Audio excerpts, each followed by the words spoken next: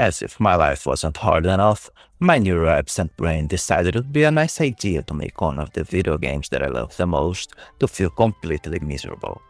So, being the complete idiot that I am, I let my intrusive thoughts win again and lead me through the self-imposed hell of a challenge.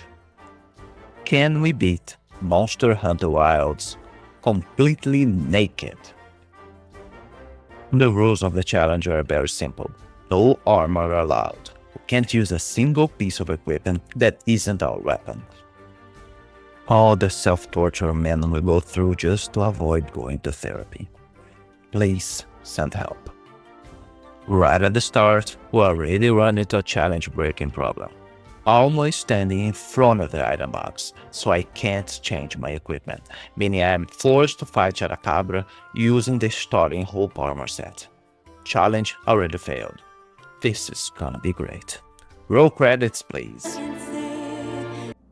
Nope, I refuse. I thought about fighting Characabra as is, and then refight it in an optional quest following the no armor rules, but there is another way. I decided to create a new character, and on the character creation menu, I knew you could only choose between Hope Leather and Chainmail armor sets. What I didn't know was that you could choose no armor sets at all. Great, so starting fresh now, there's still a chance to complete this challenge. Somehow, this time, the guild also ran out of cats and decided to give me a trash panda instead. But that's fine, we can finally restart our new adventure and fight Mr. Frog. I am not proud to say that it was taking a surprisingly large amount of time to kill the damn thing, and it was completely my fault. You see, I was going ham on the monster, but since I was ignoring the mandatory tutorial, it wasn't losing any health. I only noticed it once the game froze the monster in order for me to do the dodging tutorial, and I still got hit. You can't make this up. I am that stupid. It's winding up a big attack!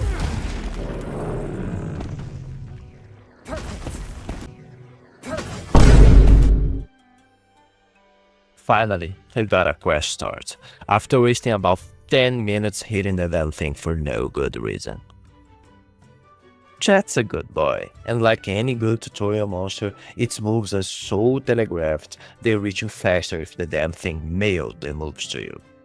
And now, since its health can properly go down, the fight doesn't really take long at all. First monster down, dozens more to go.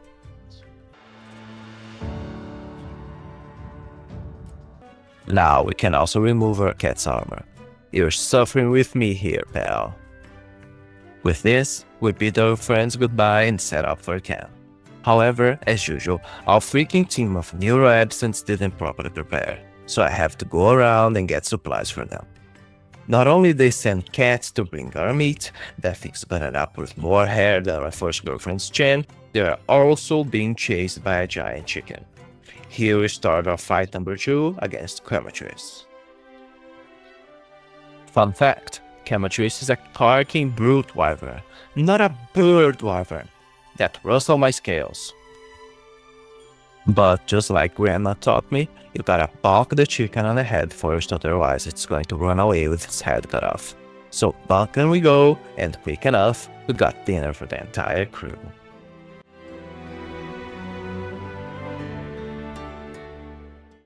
Little did I know, the people in this village are vegans, and there was no chicken on this meal. Piece of flatbread? I hate this place. If it wasn't for the cheese, I'd burn this place to the ground. Next, my wives and I decide to take our adopted child to a trip to the forest. My dear God, I didn't remember how much yapping there is on the low rank part of this game. It has been like an hour and I only hunted like 2 monsters. After a lot more yapping, we leave to solve the mystery why the water here looks like every fish had their menstrual cycle synced. And then, Eric decides it would be a fun idea to try and poison my wife. Smell.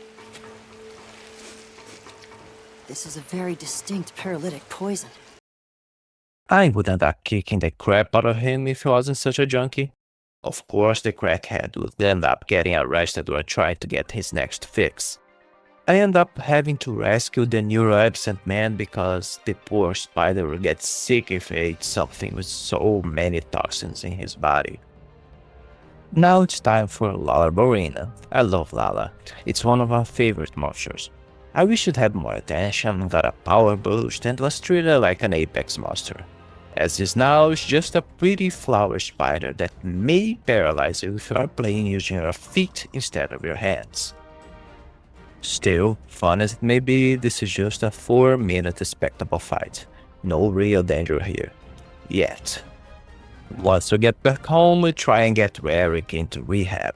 I can still taste the poison in the back of my throat. And while we give him some space, we check that one of our cats was attacked by feral cats.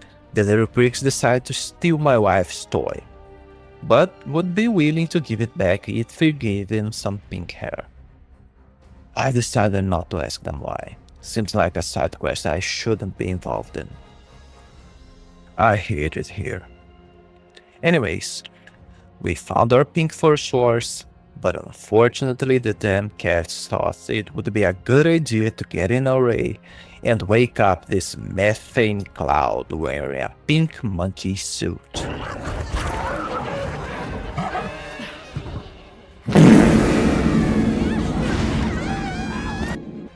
Congalala is a fun little hunt. The stinky monkey can put up quite a fight, and if you get hit by its fart and breath or whatever the hell that was, you will not be able to heal until you use a deodorant first. It makes absolutely no sense to me. Why can't I drink something if I am stinky? If that was true, my friends would have died of dehydration during my time in the army. Either way, Congalala teaches you the importance of healing and being prepared to deal with negative effects. However, I never really felt the need to use deodorants. In-game, not in real life. The other soldiers always told me I smell really good, okay? I believe them. There are very few cases to use deodorant in Monster Hunter, so I never remember to bring them. Also, Congalala is still quite an easy monster that never felt necessary to worry about healing. By the time I needed to, my cat would feel my health already. And just like that, the monkey madness was over. The cats would get their pink wigs, and my wife would get her toy back. After that, we found that a pack of those Shagumas was heading straight to Kunatha. I briefly considered letting them flatten the place, but my wife reminded me how good the cheese was. So we went back to warn them about the impending danger. Unfortunately, by the time we got back, no one cared, because the village's main NPC was in the middle of the desert, in desperate need for some deworming medication. Thankfully, I had just the thing, a giant hammer. So now I have 2 disgusting fights in a row. Congalala will follow you, and Balahara will just vomit on you. I hate it here. This is my favorite game. I don't know why I play this. That is pretty simple. Another unimportant, non-threatening fight. The Water Blight is one of the least impacting debuffs, and it rarely even tries to ambush you by burying itself under the sand. In the end, we solve our little parasite issue without any trouble at all.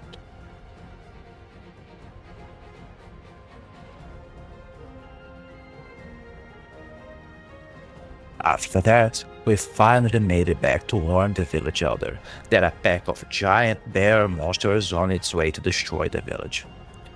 She listened to me carefully, and then explained to me that the magic rocks would protect them or something like that. Yeah, Grandma, they sure are protection right now, huh?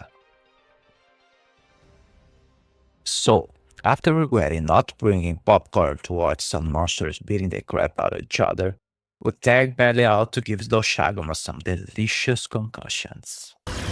I'm dying. Help me. Dosha is probably the first real danger Wiles will bring. It has some quite powerful attacks that can deal massive amounts of damage, with evil hitboxes if you're not prepared for them. But the poor thing's trying so hard to be threatening that when it roars at you, it will pop several hernias on itself, helping you to bust a bunch of wounds on the ugly bear.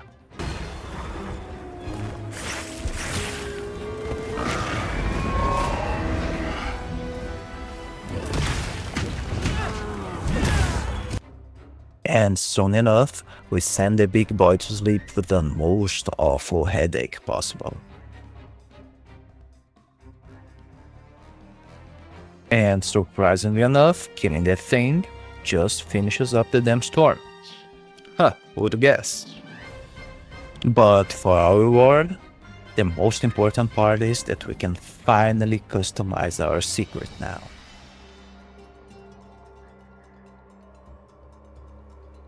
I regret nothing.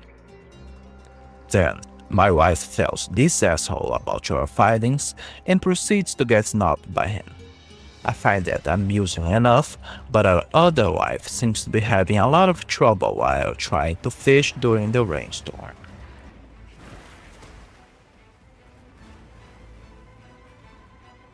What a woman.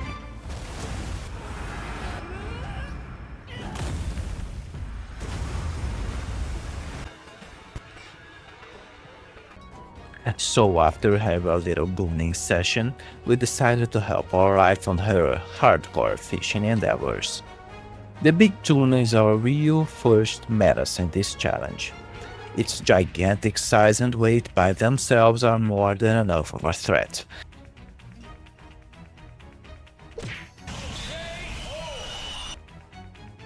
Since they can do a really huge amount of damage. But not only that, its hitboxes were coded by the Lord of Darkness himself. No one could possibly make hitboxes this large and janky by mistake or lack of experience. This was the work of the most pure and refined evil known to man. But after helping our wife to try and get us dinner, Arkvel decides it would be funny to steal our kill. But no. 7 minutes and 1 cart later, we realize that things are only getting worse from here on. Once the rainstorm passes, we realize that the forest is so beautiful and filled with life. So naturally, we decide to go into a dark and depressing, toxic and dangerous subterranean place. When we meet this bunch of crazy people living in this place, they tell us one of their children went missing, and of course they'll trust the complete strangers with huge weapons to go find her. I hate it here. So we go on to the last place the girl was seen. Of course it would be inside a pool of toxic sludge. I miss the forest already. We then find clues that the girl just passed through here. And then we're greeted by Satan's inflatable toy. A blow-up mosquito dinosaur that has gases even worse than Kongalala's farts. Who comes up with these monsters, Capcom? Not even Resident Evil has horrors like this. Anyways, I figure poking or cutting through the rubbery balloon skin from this monstrosity would be the smart thing to do. So naturally, I hit it in the face with a hammer. Rapompolo is just a huge punching bag. It even looks like one.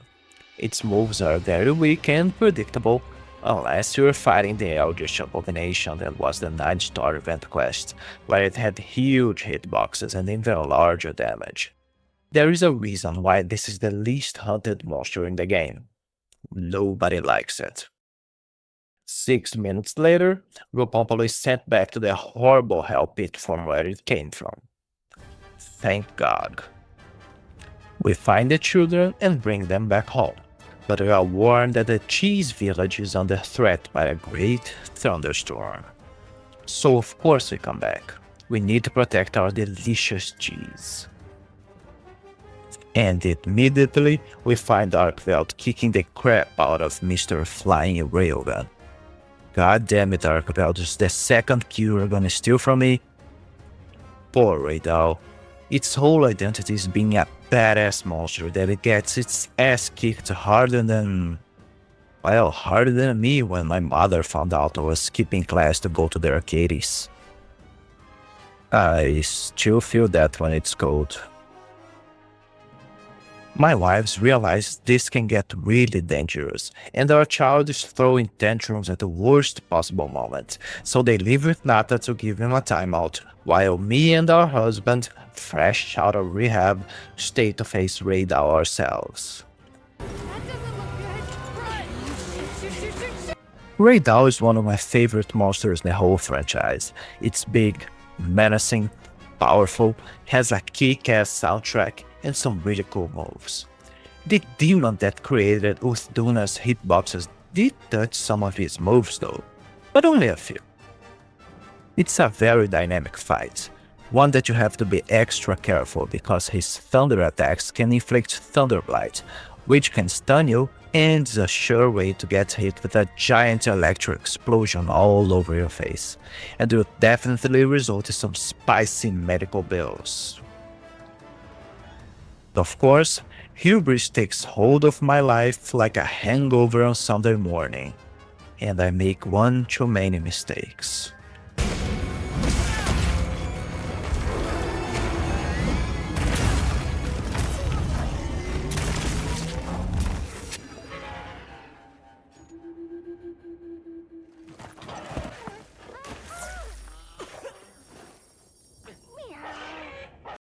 But in the end, thanks to Arkveld softening up earlier, we managed to prevail.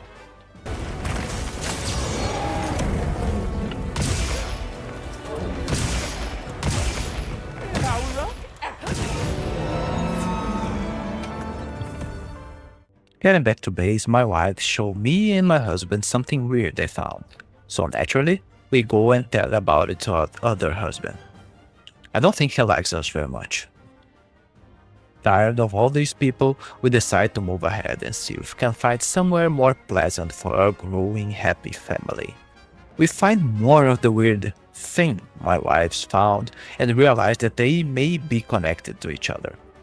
We get into a very cold place, so much my wives and child need better clothing. But me?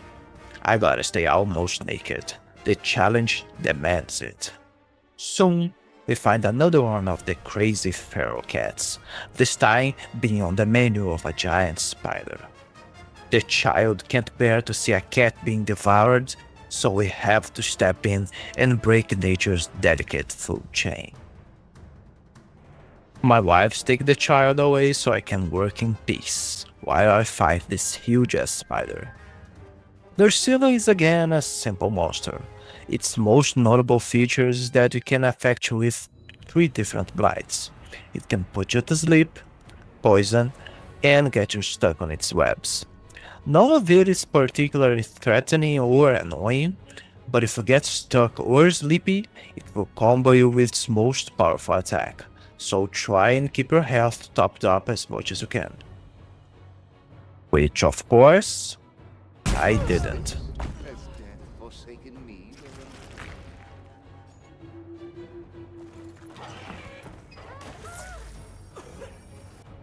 Trading the cat's safety for my ever-growing medical bill, we keep smashing the spider with the hammer as if we're trying to hit an elephant-sized spider with a rolled-up magazine. A few minutes later, the spider crumbles to the weight of gossips and world news. Its children no longer have a loving mother. But so didn't I, and I turned out just fine. I believe in you, baby spiders. It's going to be okay. Then we rescue the cat cosplaying as a wizard, or a witch hunter, I don't care. It shows us its charming and enigmatic poetry. Not worth fighting a giant spider over though. But I like the cat more than I like my child at this point. But one of my wives is allergic to cats, so we can't leave the child and adopt the cat instead. The cat still asks us to help him with his worm problem. But since I'm deep into medical bills, I can't afford a vet's appointment right now. So I deal with the problem the best way I know how, with a giant hammer. What can I possibly say about her bombing? I don't know. I forgot this monster existed, and was actually surprised when I have to fight it in this challenge. This thing is so unremarkable, I didn't even remember what it does, and I still don't. This is probably the most forgettable monster in the entire franchise to me. Oh hey look, the hunt's already over. What was I doing again? Oh yeah, the cat. No, not like that. So the cat wandered off, and we have to go back and ask our ex-husband if he has seen it. Turns out he has been working with the people from the Fire and Sludge region nightmare. Fixing their forges, he said. Just like he fixed our oven, I'm pretty sure.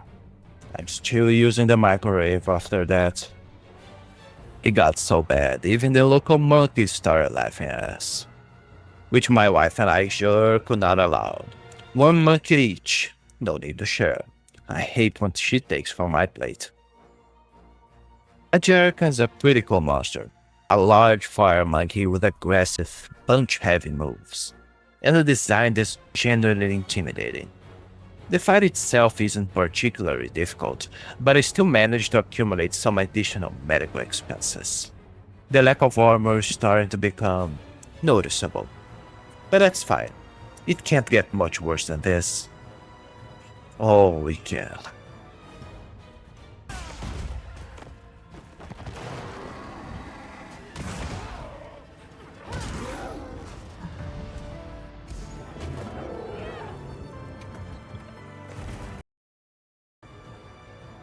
So after turning the monkey's head into a fine paste, our ex-husband was no longer allowed to help. They had to call actual professionals to do the work. Unfortunately, someone forgot to cover the aquarium. Now the calamari had escaped, and it was my job to bring back the village's questionable hentai-inspired pet. Nodra is an amazing monster, and my nemesis. The nightmares and the emotional damage it causes don't even make the top of the list anymore. The problem is, its head is slightly out of reach for my hammer, and the fight is designed around cutting its tentacles, which would make things much easier. Unfortunately, my weapon is much duller than I am, so this is perfect. I can't hit the head, I can't cut the tentacles, I can't handle this.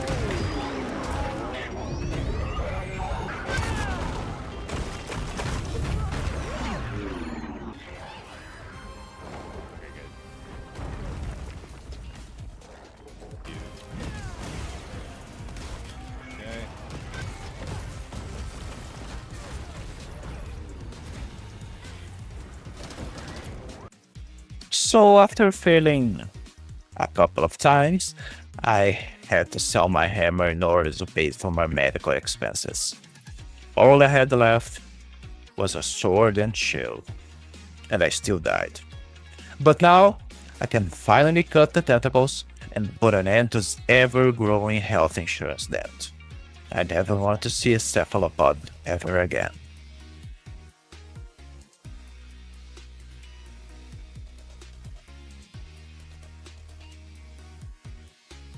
After all that, we leave those horrible people behind and keep on going on our little family trip, trying to find our cat. But what we find instead are two weird Oshagomas playing with each other. Naturally, I can't let others have fun, so I step in to make them as miserable as I am. The Guardian Doshagama seems very similar to the regular Doshagama. It just has extra special effects on some of its attacks, which is great, because that made me believe I knew what I was doing. I didn't, and in my arrogance, I took another trip to the hospital. After finishing up with that ugly bear, our adoptive son finds its true biological uncle. But taking a lesson from me, Guardian Rathalos can't stand watching other people being happy, and have to step in. But don't worry, that's fine. I have hunted hundreds of Rathalos before, I know exactly what I'm doing here. I'm a trained professional, if you will. Crystal exploded. Must have been from contact with its breath. I blame the people that trained me. After another session of self-reflection, realizing that if I was going to think where have I gone wrong, I'd be here all day. And I can't stop now. These mistakes won't make themselves. After an absurd amount of yapping, my adoptive son learns that his people were also creating monsters, which would make them monsters too. The only thing stopping me from bonking every single one of these people on the head is the fact that I no longer have a hammer. Reflecting on this tragedy, the loss of my hammer, my adoptive son's twin brother appears to say hello, but he was lacking some manners, which I had to teach him some. Arkveld is one of the best monsters in this game. Big, menacing, many cool moves, a very engaging fight that'll keep you on your toes. Unfortunately, since I'm fighting this thing naked, there are not enough toes for me to stand on. After a mutual disciplinary session, Nathan's twin brother decides he doesn't want to be part of our loving family and just F's off. But now the boy's uncle suggests him to go and meet his grandmother, that lives far, far away from there. So, on our way, we run into our cat again. He tells us that he knows a shortcut, so naturally, we're going to trust our cat. That what? Now was not the time. Yeah, he just forgot to mention that would be a giant monster on the way. Why can't anything be simple? We begin our fight against June the Hard. I love this fight. He's big, unique looking, with an interesting mechanic that incentivizes you to break every single part of its body. It's a very engaging fight against something that looks very powerful. But in the end, we managed to prevail after breaking every part of the CPU cooler monster, with many close calls, but not really adding to our medical bill. This time. Once we collect our spoils, that we will not use, we continue on our journey to meet our child's grandma. We finally meet Grandma on a faraway hippie village living with her friends, hiding from all the other jerks that we met on our journey. I think I like it here. After being happily thirsted by Grandma, she looks at me in a way none of my wives or husbands ever did. We find out that she doesn't really have the answers we seek. But that's okay, I don't really remember what were the questions anyway. During dinner time, we got into a little family reunion and decided that this video is already far too long and that we need to get it over with. We are close to end and we can't lose focus now. Tata wants to see his twin brother once again, so back again we go. On our way there, we meet the guard dog, a huge puppy that wants to play with us. Guardian Doggo Gara looks way scarier than he actually is. It's just a huge demon puppy. Most of its moves are wide and flashy, but with low damage and are very easy to dodge and predict. It can also inflict bleeding and dragon blight. Two debuffs that at this point in the game don't really do anything and are very easily cured. After playing with the puppy, we are immediately greeted by one thing I didn't want to see ever again.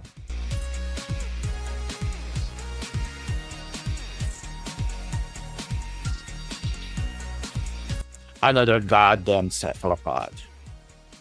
Shul has always been an interesting concept, an assassin octopus, but replaying through this campaign section showed me a part of its kit that I even forgot it existed. Its ability to slip through the cracks and ambush you like an assassin. That was really cool but incredibly short-lived. And since poor Zhu is not even close to the same challenge of Noudra, the fight was again over quickly. And this time, I was actually prepared to cut the tentacles.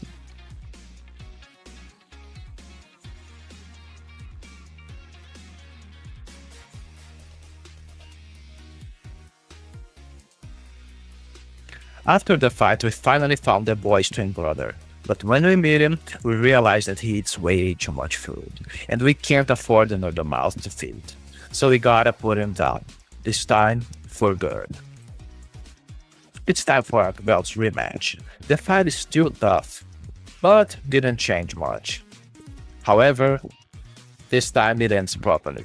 I can finally carve the damn thing. Then I realized I made a mistake. I wanted to keep Bergfeld, not Nathan. I killed the wrong twin. That's unfortunate. The ungrateful child then points out that we still haven't seen the credits, which means we have to hunt one more monster. And he's right. It's time for the final boss, Zoshia. We are finally close to the end. That this time, I don't even need to ask for permission. I just want this to be over. Zoshia is a fun fight. Big, powerful, full of spectacles. But most of its mechanics can be ignored just by throwing elemental slinger pods as the crystals. The final boss is literally defeated by colorful rocks. And with that, we save the world and continue with our family vacation. If you enjoyed the video, please consider liking and subscribing to help me pay this medical bill. Otherwise, I might have to sell the cat.